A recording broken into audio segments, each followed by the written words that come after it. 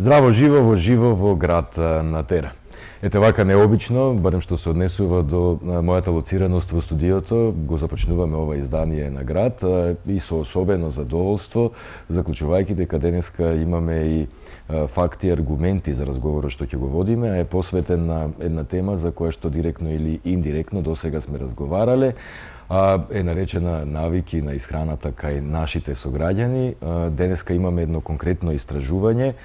кое што е неодамна спроведено од страна на дел од студентите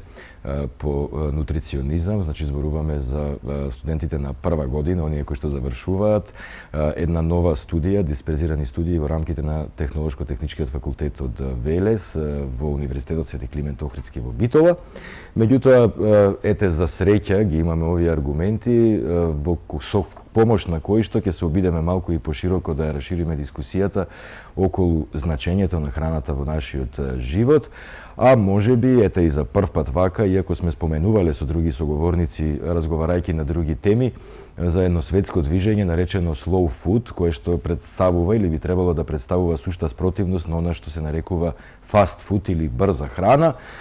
како движење кое што инсистира на развивање или наменување на навиките, на враќањето кон локалните традиции во исхраната и искористувањето на природните потенцијали и ресурси на секоја средина.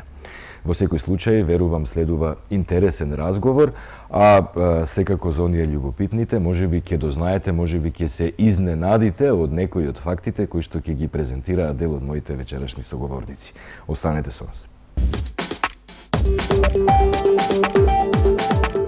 Нутриционист Именка Машкирот, релативно нов термин кој формално почнува да се употребува во 1926 година, а е поврзан со зборот нутриционизам како чин или процес на хранење на себе си или на некој друг.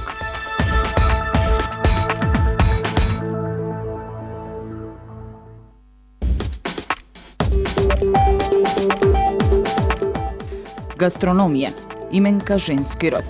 уметност или наука за подготвување добра храна.